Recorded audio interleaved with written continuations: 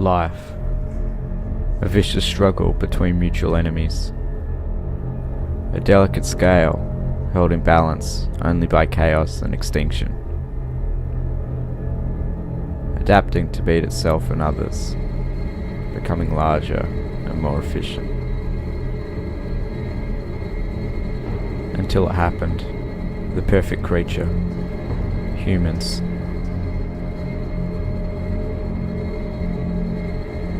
And the ensuring enslavery of every other creature on the planet, justified by their own cruel texts.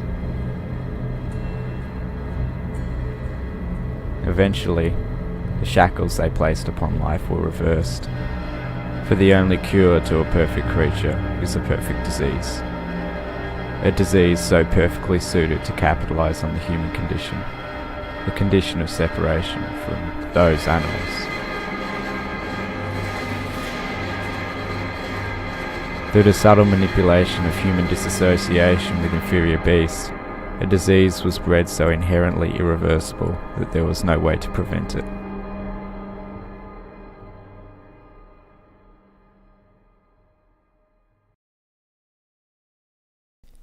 Thanks for watching the intro to our new series, Desolate Instinct. We're hoping to create like a D&D style kind of role-playing, I guess, kind of story series thing. The rest of this video is mostly going to be explaining the causation of the end of the world in our particular story. If you're not really interested in that, just hold out a little bit longer until about Friday next week, and the next episode should be up, which may be more to your liking. Alright, so without further ado, I'll get into what our bacteria is. So, Clostridium enteroseptum malnutii is a septic bacteria, that can spread via endospores in unfavorable conditions. Initially, it infects a person through their food, through transmission through cow muscle tissue. Now, that's kind of where we need to take a little sidestep. So there's two kind of life cycles to this bacterium. There's the bovine life cycle and the human life cycle. So the bovine life cycle comes first. The bacterium initially comes from the water, and it gains energy via aerobic respiration. It is a facultative anaerobe, which means it can switch between using oxygen for aerobic respiration or necrosing tissue for anaerobic fermentation.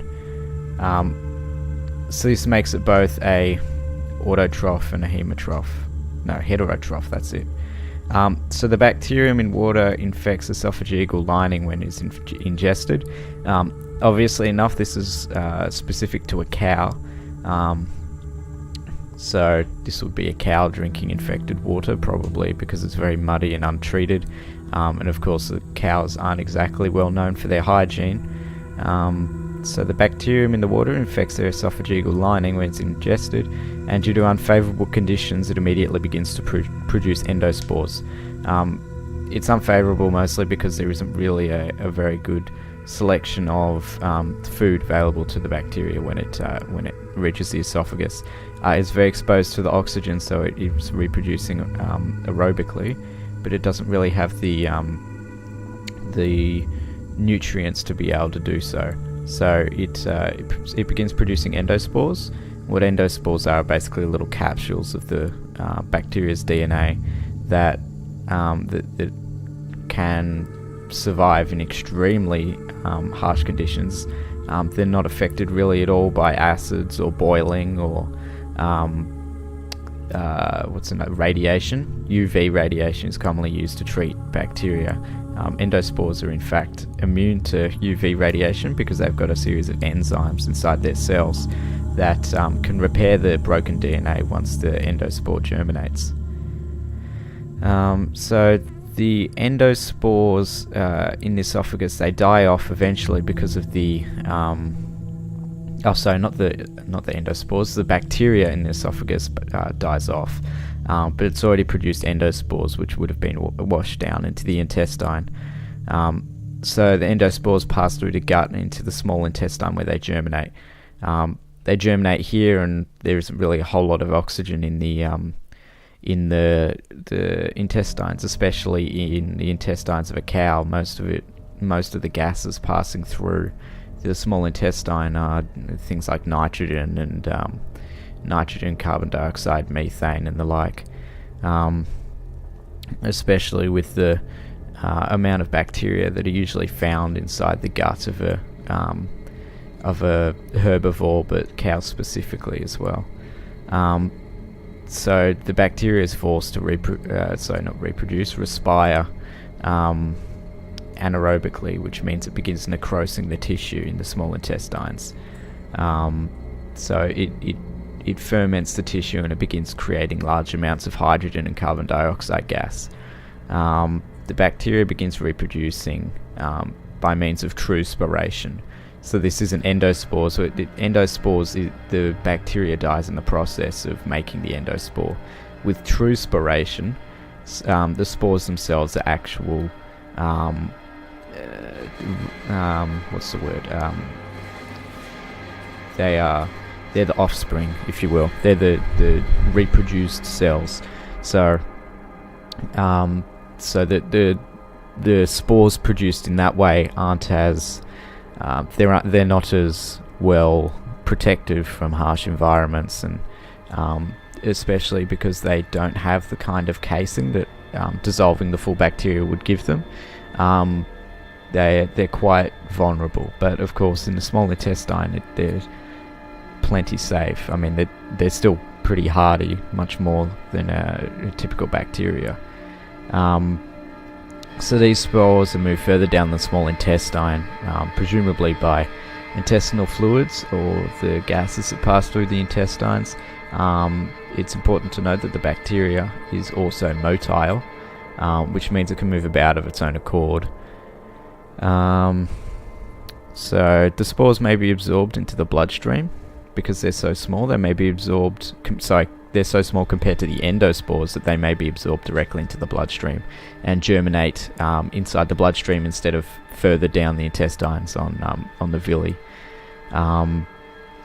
So if the spores get into the bloodstream, the high oxygen content of the bloodstream forces the bacteria to begin to respire aerobically, which means it's using nutrients inside the blood like glucose and the like, and the oxygen to respire in itself. And that leads the bacteria being in the blood, the blood goes all over the body, and that leads to the bacteria infecting part of the tissue. So commonly affected areas would be the muscle and the liver. In the liver, it's possible for the bacteria to cause liver abscesses. I don't really know how to say that word correctly. Which can lead to liver failure in severe cases, but more likely it's simply going to lead to small abscesses. That's the way you say it.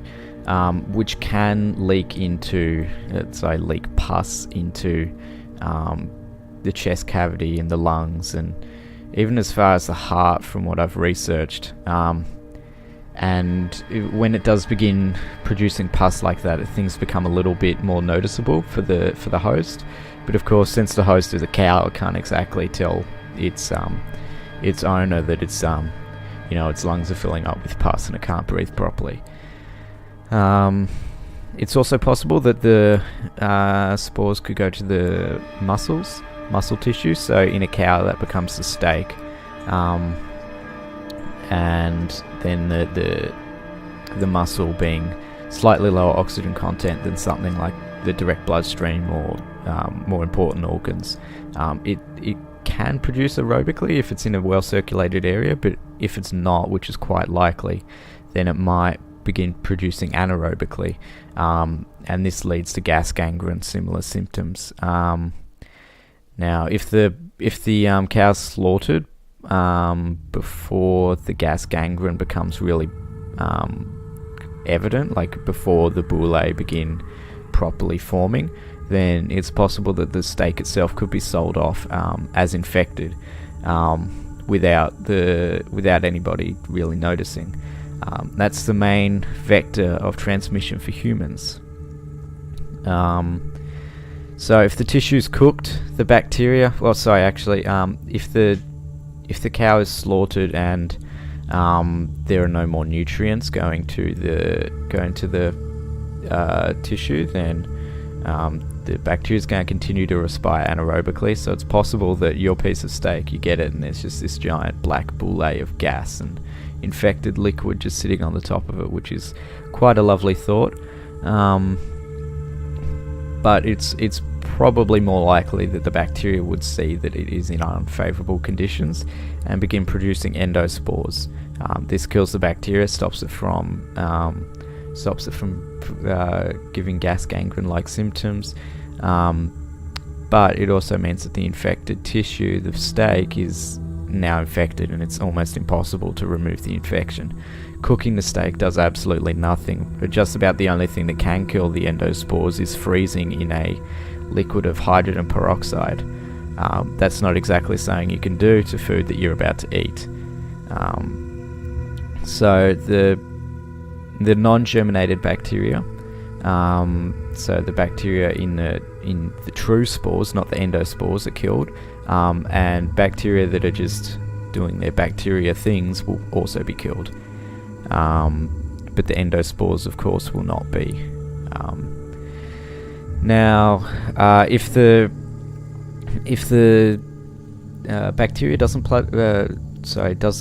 get into the bloodstream, though it's quite likely it will, another cause of death for the cow may be malnutrition, which is where the malnutire in the name of the bacteria, Enteroceptor malnutire, comes into it, because the villi, the absorbing part of the intestine, becomes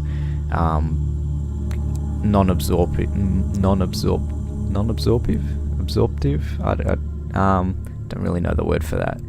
Anyway, the tissue becomes the cow cannot absorb the nutrients from the foods, and it begins to get quite malnourished. This is over a long period of time, though, which is why it's quite likely that the cow would die from bloodborne infection before it would from malnutrition. But it's also possible that the bacteria could travel further down the intestines into the large intestines, and relaxation of the muscle in the large intestine caused by severe tissue damage that can cause dysentery, especially if the muscles in the small intestine are relaxed as well from severe tissue damage. And of course, severe tissue damage in and of itself creates quite a severe amount of blood, so it can lead to quite catastrophic dysentery for the poor cow. So possible causes of death from that are, of course, internal bleeding and dehydration being the main one. Malnourishment comes quite significantly after, especially with something the size of a cow. It has a lot of fat to live off. It doesn't really need food for quite some time. But of course, things like gas gangrene, liver damage, tissue damage, other forms of death, slaughtering, of course, they all will probably kill the cow well before dysentery and stuff like that. So once the cow dies, the cessation of respiratory function means that, as I mentioned earlier, the muscle tissue becomes extremely oxygen poor, and nutrients like glucose are no longer provided there by the bloodstream, which means the bacteria will either begin respiring anaerobically, or it may simply just produce endospores and die off naturally, dying off only being temporary, of course, until it's eaten by humans. So assuming that the bacteria doesn't begin to produce endospores, and the cow is still in one piece, the gas gangrene will... actually, that's another thing I forgot to mention. Now that assuming the cow's been slaughtered and the steak has been removed from the cow, so that's the muscle tissue, of course, the oxygen supply is kind of restored in a way, because there's of course oxygen touching the steak, unless it's vacuum wrapped or something similar to that. but still the nutrients being provided to the cow, provided to the steak, are quite limited, especially considering there's no respiratory function. So the fact that there is oxygen and no nutrients means that the bacteria is placed in a very awkward position, because it can't respire aerobically because it doesn't have the nutrients, but it can't respire anaerobically because there's oxygen, which of course is quite dangerous for anaerobic respiration. So it really is quite likely that the bacteria would produce endospores and simply go into a dormant phase. What else have I got in my notes? So if the cow isn't slaughtered, it's just taken to some patch of grass, or it just kills over and dies and nobody notice. Then it's quite possible that the amount of bacteria in the cow's gut combined with the Enterosepta malnutire will produce such massive amounts of gas that it's even possible that the gut of the cow could rupture. So, you have exploding cows, which is not exactly a fun thing to think about. But more likely, the sphincters that stop gas just escaping the cow's body would be overwhelmed, perhaps, by the severe amount of gases inside the cow. This is quite a weird thing to talk about, but yeah, the gases, it's quite likely they'll be evacuated from the mouth, anus, or in the case of an exploding cow, its stomach, most likely its abdomen. And of course that means that bacteria inside the gases, because of course when a cow explodes, there's quite a lot of velocity. The bacteria will be taken with it for the most part. The bacteria will probably produce endospores, or if there's some sort of organic material near them, like wool or grass, perhaps. It's not exactly likely that it would produce on grass for the same reason it wouldn't wouldn't respire on steak. So the bacteria would quite likely produce endospores once it had left the cow's body in one way or another, and that's exactly where humans come into it. Oh, actually, I should mention before that if the cows have been exported, and our little series kind of simulates that the cows that get this are being exported from Australia. So the main disease starts in Australia, which is the world's largest exporter of live cattle. And of course, when you're exporting cattle, especially large numbers of cattle, they're in a very close proximity to each other. So if one cow has it, it's quite likely that by the end of its 3-4 week journey to China, which is one of the world's largest importers of live cattle, the entire vessel will be infected with this bacterium. But of course, because of the long incubation period between the bacterium getting into the cow and the symptoms beginning to show, there probably wouldn't be much shortage in imported cows. So it's quite likely that much of the world, at the very least, much of China or much of the USA, which is another big cattle importer, would be infected. Most of their cattle population would be infected, and therefore probably most of their human population as well. So that's where I get into humans.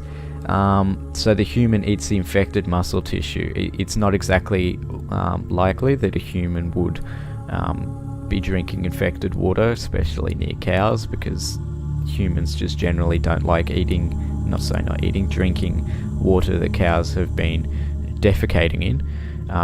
But yeah, humans would eat the infected muscle tissue, so that's the steak from the cow, and the endospores inside the steak, assuming it's not too obviously unhealthy to eat. Like if there's any boule on the surface, nobody's going to eat the steak, but considering that not humans, Australians eat, I think, 30 kilos of steak a year or something per person, it's quite likely that they will be infected.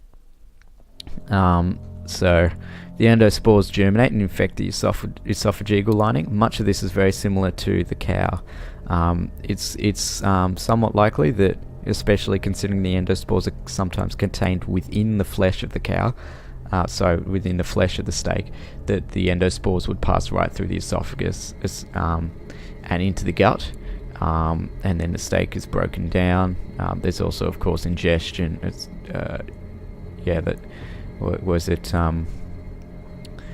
I can't remember the word for when you chew something.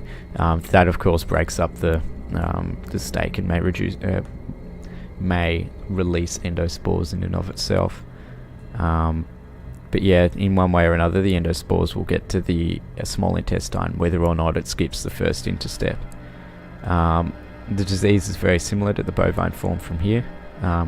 So the bacteria begins true sporation and infects the intestinal tissue further. Necrosis of the intestinal lining allows the motile bacteria to pass into the bloodstream, and of course, if the spores are being pushed down the small intestine as well, then it's quite likely that they may be absorbed into the bloodstream themselves. So this is very similar to the cow. Bacteria in the bloodstream, the aerobic respiration, and they get deposited in muscle tissue or liver tissue. The spores germinate, so on and so forth. The host dies from malnutrition, dehydration, internal bleeding, dysentery, liver disease, heart disease, muscle weathering, that kind of stuff. There's many different ways the person could die, and of course, being human, it's quite likely that once people become aware of the disease and the fact that once they have it, they're going to die, it's also possible that a person could lock themselves in a room where they wouldn't be found and commit suicide so as not to spread the disease to their family. Although, unfortunately, it's quite likely that if the person has the disease, everyone else in their family also would have it. So, oxygen-deprived tissue now causes... this is once the person dies. So, most people aren't cut up and slaughtered for other people to eat. So, the bodies would probably be... cremated. Or buried. Buried doesn't really do a lot because the person dies and their body kind of decays and the endospores just kind of sit underneath the soil and not a lot happens to people when they're buried. But cremation, the ashes are quite likely to contain the endospores. The extreme heat of the cremation, though, it wouldn't be unheard of for endospores to die in there because it is quite extreme heat in cremation. Assuming the their body is preserved, for this sake I'm just going to say if the person is in a room by themselves and they've died through suicide, I'll just go with that.